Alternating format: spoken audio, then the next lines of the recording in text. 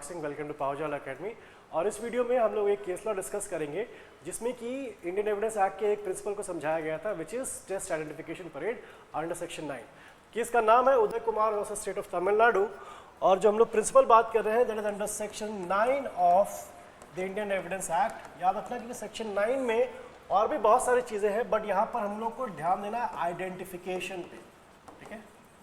Identification, याद रखना कि identification can be of a person और even of a thing.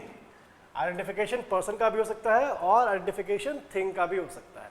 Now कहाँ पर हमें आइडेंटिफिकेशन की जरूरत पड़ती है, ठीक है। जैसे अगर हम लोग आइडेंटिफिकेशन ऑफ पर्सन करना चाह रहे हैं, यहाँ पर याद रखना कि जो भी अक्यूज्ड है, the person accused of offence, और जो विटनेस है वो एक दूसरे को नहीं जानते।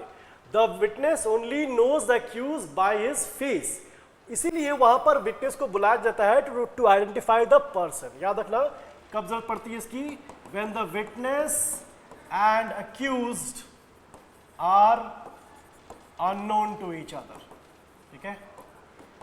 वहां पर हमें जरूरत पड़ती है टेस्ट आइडेंटिफिकेशन की, ठीक है। अब याद रखना कि आइडेंटिफिकेशन सिर्फ पर्सन का नहीं होता, आइडेंटिफिकेशन थिंग का भी होता है। जैसे अगर मान लो कि लेट्स से कि I have a jewellery box, उसमें मैंने ज्वेलरीज रखी हैं और वो ज्वेलरीज मेरी अगर चोरी हो जाती है और मैंने जाकर के पुलिस स्टेशन गया, मैंने एफआईआर कराई, मैंने ज्वेलरी की वहां पर डिस्क्रिप्शन भी दूंगा मैं, ठीक है। मैंने जो डिस्क्रिप्शन दी है, अगर बाद में पुलिस उस चीज को रिकवर कर लेती है चोर से, तो पुलिस मुझे वापस बुलाएगी वहां पर आइडेंटिफाई करने के लिए कि क्या ये ज्वेलरी वही है जो आपके यहाँ से चोरी हुई थी या फिर नहीं है। That is also the identification of a thing. कई बार स्टोलन गुड्स वगैरह में भी हम लोगों को आइडेंटिफिकेशन ऑफ द थिंग करना पड़ता है, ठीक है।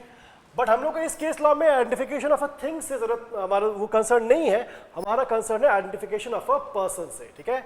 और इसे हम लोग कहते हैं test identification parade, test identification parade, या फिर हम लोग इसे कोर्ट लैंग्वेज में कहते हैं शिनाख्ती परेड, ठीक है। कई बार क्या होता है, एक्यूज को क्या किया जाएगा, उसे 8-10 लोगों के बीच में उसे खड़ा करके and then the witness will be made to stand there, और अक्यूज्ड और बाकी सारे लोग वो साथ में उसके सामने से चल के जाते हैं और अक्यूज को आइडेंटिफाई करना पड़ता है उस विटनेस को आइडेंटिफाई करना पड़ेगा उस भीड़ में से कि कौन है अक्यूज्ड, ठीक है। और वहां पर एक मैजिस्ट्रेट भी प्रेजेंट होता है, पुलिस अफसर को कहा जाता है कि आप यहाँ से चले जाओ, बिकॉज अगर पुलिस अफसर प्रेजेंट रहेगा वहां पर तो इट बिकम्स नॉन एडमिसिबल, ठीक है। याद रखना। सो उस टेस्ट आइडेंटिफिकेशन परेड में accused is mixed with other people, और ये याद रखना कि अक्यूज्ड को और या as a matter of practice कभी भी एक बार नहीं होती शिनाख्ती परेड, 2 बार होगी। पहले अक्यूज्ड को एक कपड़े में सबके साथ मिक्स किया जाएगा, फिर उसको वापस ले जा करके सबके कपड़े चेंज करा दिए जाते हैं, और फिर से अक्यूज को उसी लाइन में सबके साथ आइडेंटिफाई कराया जाता है, ठीक है।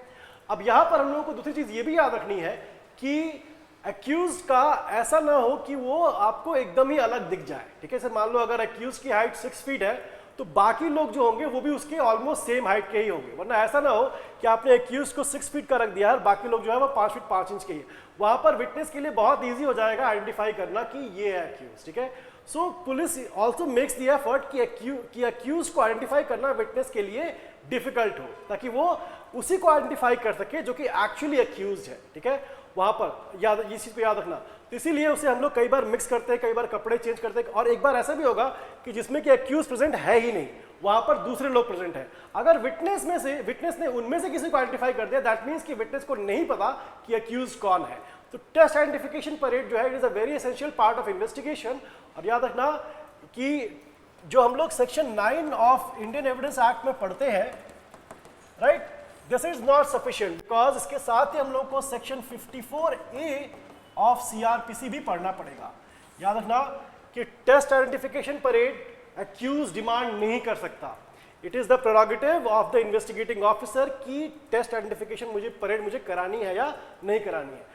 Preferably it should not be in the front of a police officer, because अगर पुलिस ऑफिसर के सामने आपने किसी को आइडेंटिफाई किया, that statement is going to be hit by section 162 of CrPC, और उसका कोई यूज नहीं रहेगा आपके लिए, ठीक है। इसीलिए it should be done in front of a magistrate to make it admissible, ठीक है। सो इस केस में यही सारी चीजों को जो कि मैंने तुम लोगों को अभी बताया, ये चीजें डिस्कस की गई। Thank you everyone.